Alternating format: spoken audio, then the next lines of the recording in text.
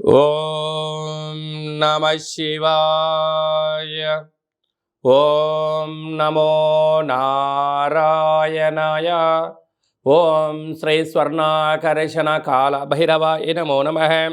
ఓం కాళకాలాయ విద్మహే కాళాతీతాయ ధీమహి తన్నో శ్రీ నరదృష్టి నివారణ కాళభైరవ దేవతాభ్యో నమో నమః. హరి ఓం. మా ఛానల్కి స్వాగతం. చూస్తున్న వీక్షకులకు, ప్రేక్షకులకు, ప్రియ కాళభైరవ భగవద్బంధులకి స్వాగతం పలుకుతూ, మమ్మల్ని ఎంతగానో ఆదరిస్తూ ఉండబడినటువంటి ప్రియ సోదరీమణులకు, సనాతన ధర్మ సంరక్షకులకి అందరికీ కూడా తెలుగు ఉగాది పండుగ శుభాకాంక్షలు. అలాగనే వసంత నవరాత్రుల ప్రారంభోత్సవ అమ్మవారి యొక్క ఆశీస్సులు.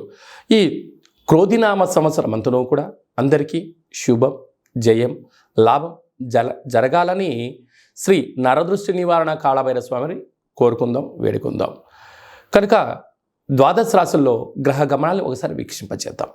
మేషరాశిలో బుధుడు మరియు గురు సంచార స్థితి, కన్యరాశిలో కేతు సంచార స్థితి, కుంభరాశిలో కుజుడు మరియు శని సంచార స్థితి, మీనరాశిలో రవి, శుక్ర, రాహు సంచార స్థితితో ఈ విధంగా ఉన్నాయి. ఈ సంవత్సరము రాజు కుజ భగవానుడు. మంగళవారం మనకు ఈ సంవత్సరం ఉగాది పండగ అవ్వడం వలన, రాజు కుజుడు అవ్వడం వలన నిత్యము రాజకీయ నేతలకు, సామాన్యులకు, ప్రతి ఇంట్లో ఉండబడినటువంటి కార్యక్రమ నిర్వహణ చేసే వారందరికీ కూడా అధిక శత్రు ప్రభావం అధికంగా ఉంటుంది. నిత్యము అంతర్గతమైనటువంటి భద్రతా లోపము, రక్షణ శాఖలో, న్యాయశాఖలో, అడ్వకేట్సు, పోలీసు, రక్షణ రంగాలలో వీరితో బాగా విపరీతమైన ఇబ్బందులు ఉండేటువంటి అవకాశాలు ఉన్నాయి. ఈ సంవత్సరము అధికమైనటువంటి వేడి, అధికమైన వర్షాలు, అన్నీ అధికస్యం ఉండేటువంటి పరిస్థితి ఉంటుంది. భానుడు విపరీతమైనటువంటి ఉష్ణోగ్రతను వెదజల్లే పరిస్థితి ఉంటుంది. పర్యావరణము పరిరక్షణకు దూరం అయ్యే పరిస్థితి చాలా అధికంగా ఉంటుంది. అదియే కాకుండా మంత్రివర్యులు శని భగవానుడు. శని ఆయుకారకుడు అవ్వడం వలన శని నక్షత్రాలు 3 నక్షత్రాలు, పుష్యమి నక్షత్రము కర్కాటక రాశిలో ఉండడము, కర్కాటక రాశికి ప్రస్తుత కాలమాన ప్రకారంగా అష్టమ స్థాన శని సంచార స్థితి. 2వ నక్షత్రము అనురాధ నక్షత్రము. ఈ నక్షత్రము వృశ్చిక రాశిలో ఉండడము అర్ధాష్టమ శని సంచార స్థితి.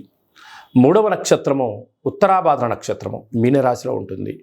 మీనరాశికి కూడా ఏళ్ళనాటి శని యొక్క ప్రభావము.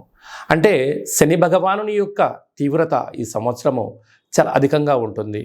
మంత్రివర్యులు అవ్వడం వలన రాజు ఆజ్ఞాపిస్తాడు, మంత్రి పరిపాలన అధ్యక్షత నిర్వహణ చూస్తాడు. కనుక ఈ సంవత్సరము అనేక రకాలమైనటువంటి వ్యాధులు, ఇబ్బందులు, చోర భయం, తస్కరణ భయం, నదీ ప్రయాణాలు, అగ్ని ప్రమాదాలు, అనేకమైనటువంటి స్వయం కృప అపరాధంతో జరిగే పరిస్థితి చాలా అధికంగా ఉంటుంది.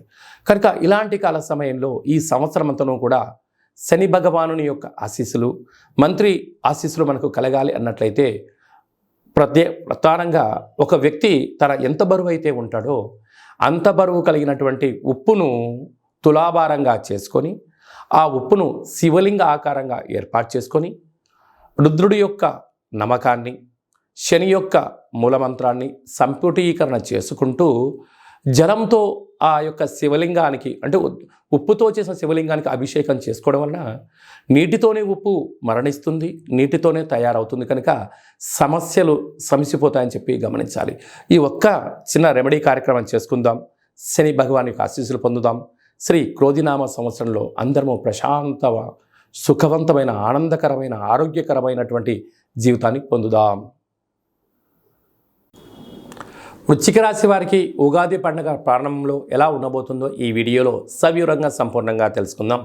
వృశ్చిక రాశి వారికి ఏ నక్షత్రాలు వస్తారుగా, విశాఖ నక్షత్రంలోని చివరి పాదం 4వ పాదము, అనురాధ నక్షత్రంలోని 4 పాదాలు, జ్యేష్ఠ నక్షత్రంలోని 4 పాదాలు కలిపితే వృశ్చిక రాశి అవ్వడం జరుగుతుంది.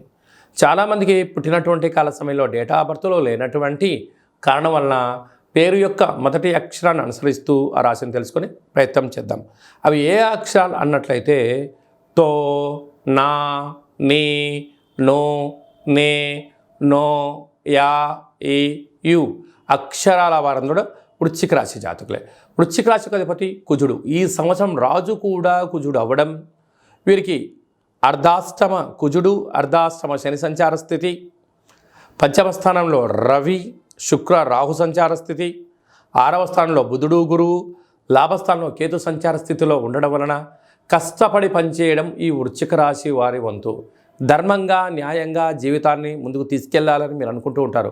నిత్యము అనేక మంది మిమ్మల్ని తప్పుడు మార్గాల్లో నడిపించాలి, అబద్ధవంతమైన జీవితాన్ని మాటలతో పుట్టించాలి అని చెప్పి మీ చుట్టూ అనేక మంది పొంచి ఉన్నారు.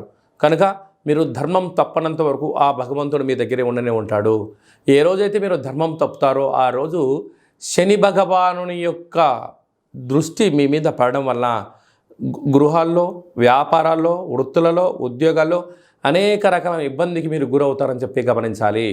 వీరికి అర్ధాష్టమ శని యొక్క ప్రభావం చేత ఈ సంవత్సరాంతం వరకు కూడా వీలైనంత వరకు మీ జన్మ నక్షత్రం రోజున పూర్ణిమ, అమావాస్య తిథుల యందున దూరవాయు జల ప్రయాణాలు, యంత్రాలతో ఆయుధాలతో దూరంగా ఉండడం, మౌనం, ఏకాగ్రత, ధ్యానం ఆరోగ్యాన్ని మీకు తీసుకొచ్చి పెడుతుంది.